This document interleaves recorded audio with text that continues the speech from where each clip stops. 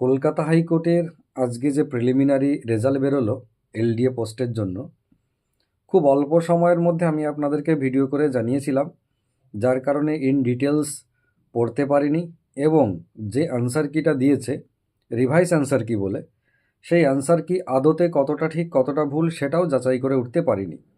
কিন্তু দুপুর থেকে নিয়ে এই রাত পর্যন্ত আমাদের কাছে প্রচুর ফোন এসেছে, প্রচুর মেসেজ এসেছে। তারপরে বিষয়টা আমি আবার দেখতে শুরু করলাম, কোশ্চেন পেপার বার করলাম।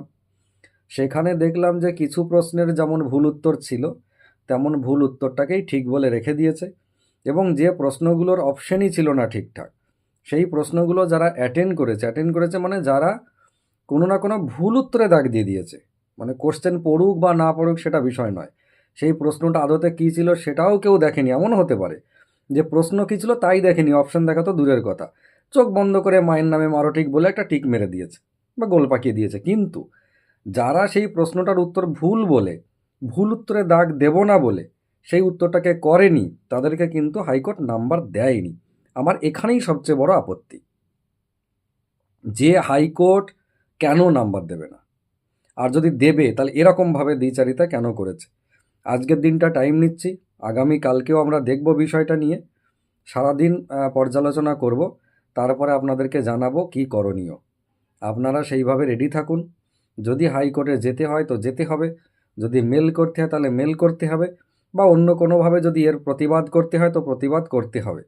নইলে আমাদের কাছে ফোন এসেছে 44 পেয়েছে, 46 পেয়েছে, 48 পেয়েছে বেশ কিছুজন, তো তাদেরকেই নাম্বারগুলো দেওয়া হয়নি, ফলে তারা কিন্তু পাশ করতে পারেনি। তো এইটা অবশ্যই হাইকোর্টকে ভাবা উচিত ছিল। ভুল উত্তরপত্র দেওয়ার পরে এত কিছু হয়ে গেল, মানে এত মানুষ এত কথা শোনালো হাইকোর্টকে যে সামান্য 100টা প্রশ্নের উত্তর সঠিকভাবে প্রকাশ করতে পারে না। হাইকোর্টের এতটাই কি দুরবস্থা হয়ে গেছে? তারপরেও হাইকোর্ট কেন এটাকে ভালোভাবে নজর দিল না? কেন সেই ভুল প্রশ্নের উত্তরকে ভুলই রেখে দিল?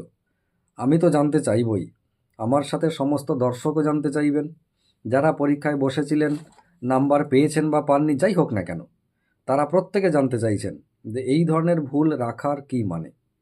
হাইকোর্ট কি সত্যিই ব্যাপারটা নিয়ে নজরান্দাজ করেনি, নাকি এটাকে হেলায় উড়িয়ে দিয়েছেন?